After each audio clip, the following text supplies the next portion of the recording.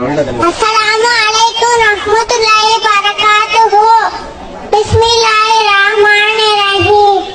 कुल हुवल्लाहु अहद, अल्लाहु समद, लम यलिद वलम यूलद।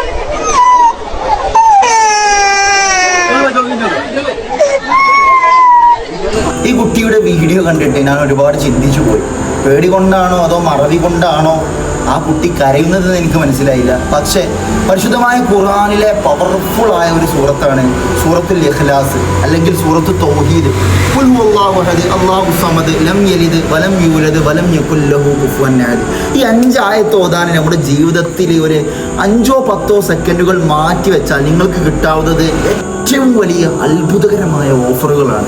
ഒരാൾ ഈ സൂറത്ത് 3 തവണ ഓതിയാൽ പരിശുദ്ധമായ ഖുർആൻ ഓതിയതിനോട് മുഴുവൻ തുല്യമാണെന്ന് പ്രവാചകൻ സല്ലല്ലാഹു അലൈഹി വസല്ലം തങ്ങൾ പഠിപ്പിക്കുന്നു. ജീവിതത്തിൽ എന്തെല്ലാം പണികളുണ്ട്, ആ പണികൾക്കിടയിൽ വെച്ചിട്ട് ഒരു 5-10-15 സെക്കൻഡ് ഒന്ന് മാറ്റി വെച്ചിട്ട് ഇതൊന്ന് 3 തവണ ഓതിയാൽ തന്നെ പരിശുദ്ധമായ ഖുർആൻ മുഴുവനായി ഓതിയ കൂലിയാണെന്ന് പ്രവാചകൻ പഠിപ്പിക്കുകയാണ്. തീർന്നിട്ടില്ല. ഒരാൾ 1 തവണ ഓതിയാൽ അവൻ്റെ ജീവിതത്തിൽ ബർക്കത്തുണ്ടാകുന്നു. ഒരാൾ 2 തവണ ഓതിയാൽ അവൻ്റെ മേലും അവൻ്റെ വീട്ടുകാരുടെ മേലും ബർക്കത്തുണ്ടാകുന്നു. ഒരാൾ 3 തവണ ഓതിയാൽ അവൻ്റെ മേലിലും അവൻ്റെ വീട്ടുകാരുടെ മേലും അവൻ്റെ അയൽവാസികളുടെ മേലും ബർക്കത്തുണ്ടാകുന്നു. ഒരാൾ 12 തവണ ഓതിയാൽ 12 കൊട്ടാരങ്ങൾ അല്ലാഹു സുബ്ഹാനഹു വ തആല സ്വർഗത്തിൽ അവൻക്ക് വേണ്ടി പണിതു വെക്കുന്നു. ഒരാൾ 100 തവണ ഓതിയാൽ അവൻ്റെ 50 വർഷത്തെ പാപങ്ങൾ അല്ലാഹു സുബ്ഹാനഹു വ തആല പൊരുത്തപ്പെട്ടു കൊടുക്കുന്നു.